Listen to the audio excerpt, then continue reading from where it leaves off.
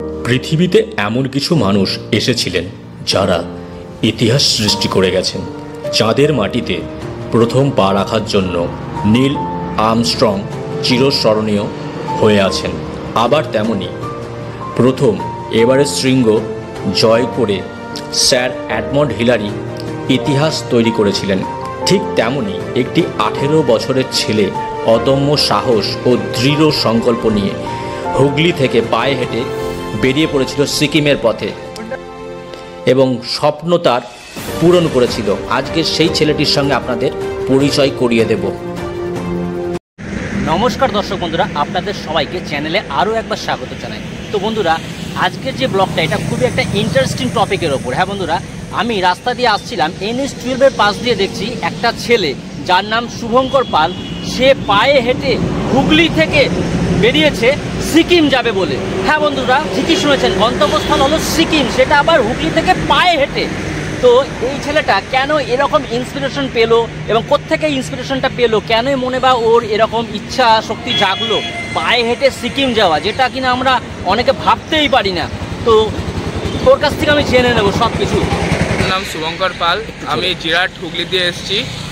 আমি জিরাট হুগলি টু সিকিম পায়ে হেঁটে যাচ্ছি। আচ্ছা, পায়ে হেঁটে যে সিকিম যাচ্ছ, এতটা কঠিন একটা চ্যালেঞ্জ, তো এই পরিকল্পনাটা হঠাৎ তোমার মাথায় কিভাবে এলো? এটা বলবো যে আমার মনের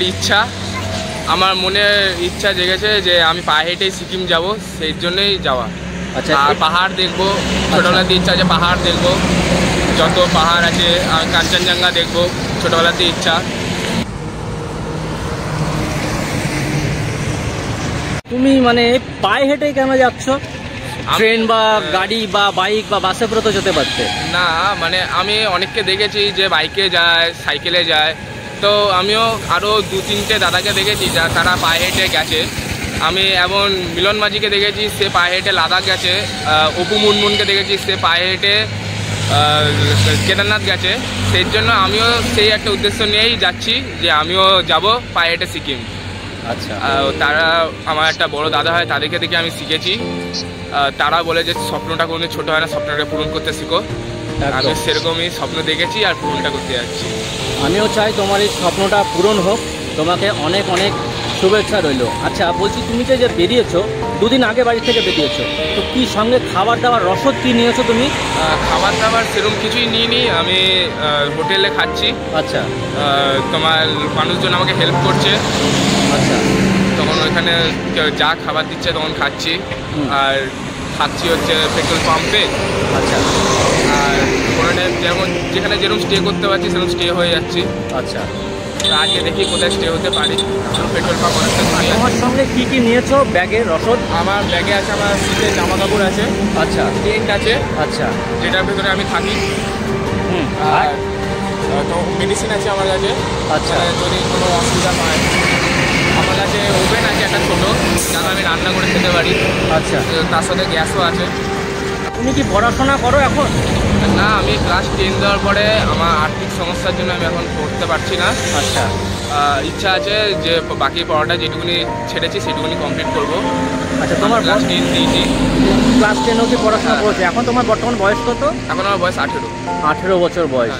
আচ্ছা, এই বয়সে তোমার একদম পায়ে হেঁটে সিকিম ছোঁয়ার ইচ্ছা? বাহ, খুব সুন্দর। পায়ে হেঁটে সিকিম যাওয়ার ইচ্ছা। পায়ে হেঁটে যদি সিকিমে সুস্থ মতো পৌঁছাতে পারি, তাহলে ওইখান থেকে আমার কেদারনাথ যাওয়ার ইচ্ছা। কেদারনাথ যাওয়ার ইচ্ছা, বাহ। আচ্ছা, হ্যাঁ, তো পায়ে হেঁটে। বাবা চপের দোকান, আচ্ছা, মা হাউস ওয়াইফ, আমার একটা বোন আছে। রাজ্য জুড়ে তো শীত প্রবাহ চলছে, তো তুমি শীতের পোশাক আশাক কি নিয়েছো তোমার সঙ্গে?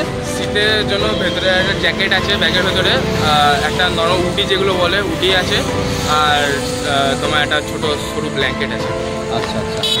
শুভঙ্করকে দেখে আমরা বুঝলাম কোনো স্বপ্নই ছোট নয়। যদি আপনার মনে ইচ্ছা থাকে এবং যদি আপনি সেই স্বপ্নটাকে পূরণ করতে চান, তাহলে সে কি সিকিমই হোক বা এভারেস্ট, সেটা একদিন না একদিন আপনার হাতের মুঠোয় আসবে।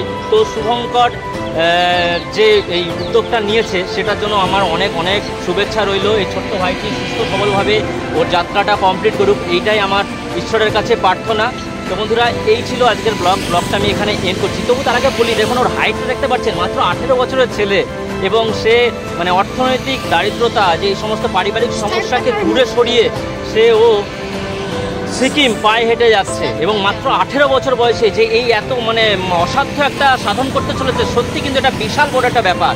তো দারুণ কাজ, তুমি চালিয়ে যাও এবং আমাদের দেশের নাম, ভারতের নাম তুমি উজ্জ্বল করো।